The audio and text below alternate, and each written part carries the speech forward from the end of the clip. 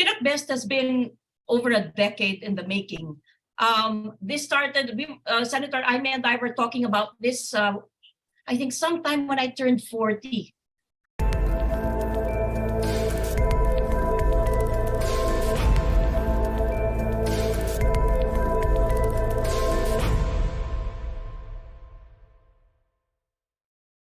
Before we get to the main event, I would just like to let you know also what the book is about, or how I got myself into the mix of things. So let me just read a little something. So this book, PinakBest, has been over a decade in the making.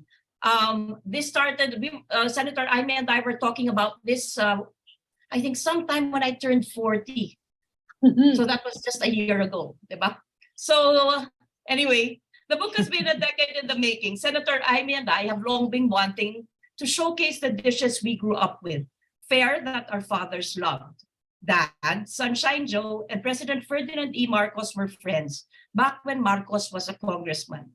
When Marcos became president and Dad became his first press secretary, and eventually the country's first tourism czar. Being a politician's daughter, I grew up in a house full of people and with an abundance of food.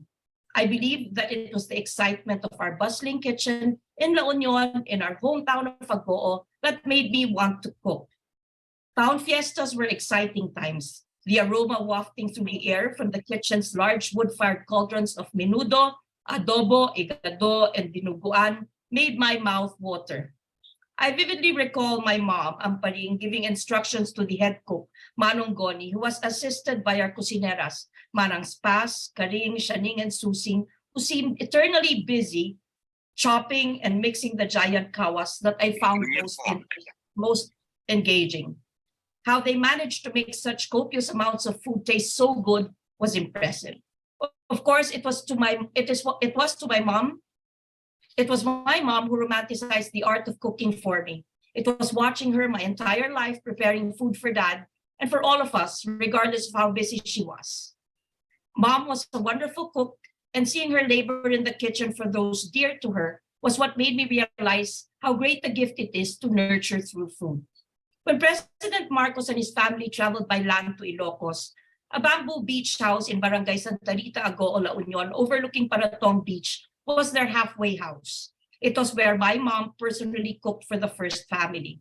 It was a feast by all means, but a simple one, made lavish only by the freshness of the ingredients. The dinengdeng was made with freshly picked backyard vegetables, the pork used for the igado newly slaughtered, the grilled fish and steamed campis scallops were from the morning's catch. The magang hilaw was from our tree and paired with delicious bagoong that Senator Imee christened chocolate bagoong. Yes, my mom's bagoong was Senator Imee's favorite bagoong. PinakBest is about those days. It's a walk back in time, a rekindling of a long-lasting friendship our fathers shared, and a celebration of our Ilocano roots. This book is also my way of sharing the way I enjoy the pleasures of the table and a piece of Reggie's kitchen with you. But above all else, I'm also here to vouch for Senator Imee's cooking prowess. Among her many hats, a toque also becomes her. So that is what PinakBest is all about.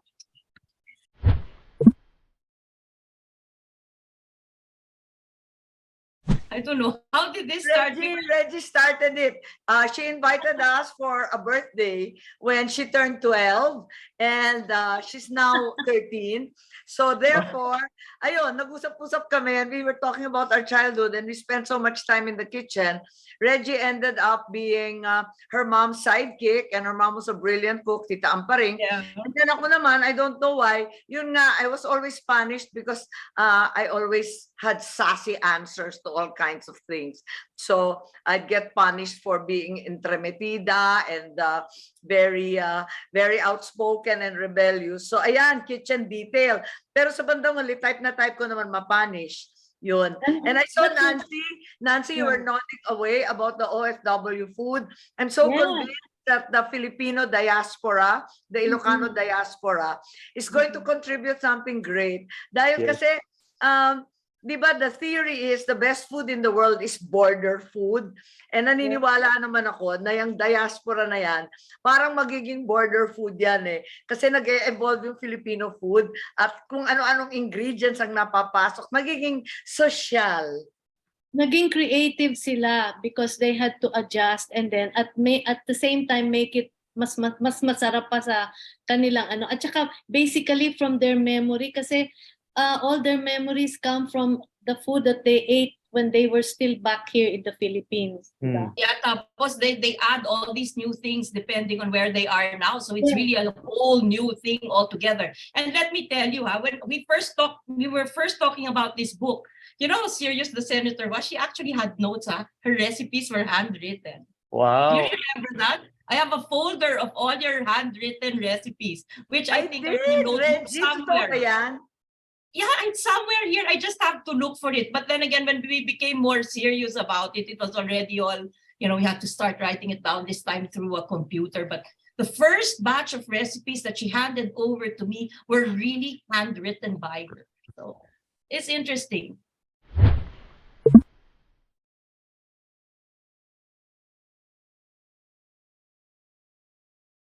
Reggie, why did it take 10 years? Kasi busy-busy ang mga ale. Wala. I was busy cooking. She was busy making laws. So, and then parang hindi lang nagtugma-tugma.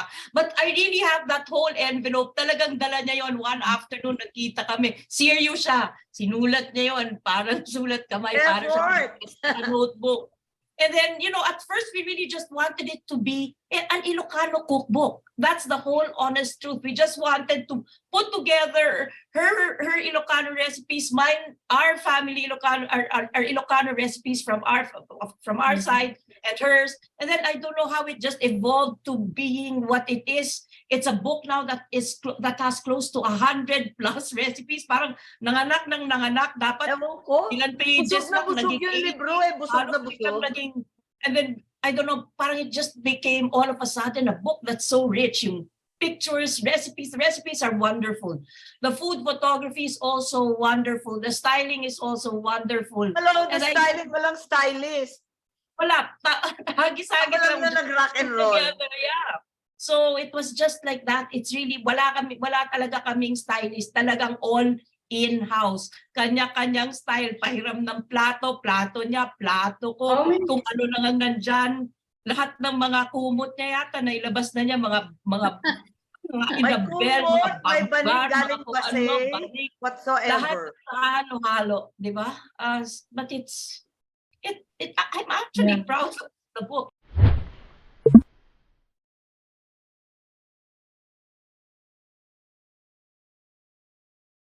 Well, of course, the recipes there. It's not because we wrote it or the senator and I put together all these recipes, but it's really a narrative. It is the way a family eats. It's really a chronicle of the Marcos kitchen and how they live, how their lives are through food. It's very interesting. I come in simply by adding on like maybe to Senator Imee's recipe, like there's one thing, and then maybe I add, if I were to eat this, I'd make a side salad, let's say of labanos, and then I added my labanos recipe. Like for instance, to her pate, I added a really nice broas recipe. So what it is really is a complimentary type of thing wherein she has a dish, I put in my 2 cents worth, or I put in a tip, or I put in something from memory that I think will go, or like my mom's chocolate bagong is there because it brings us back in time when they were always in. Bagong, chef? Yeah, well, tell them why you call it chocolate bagong.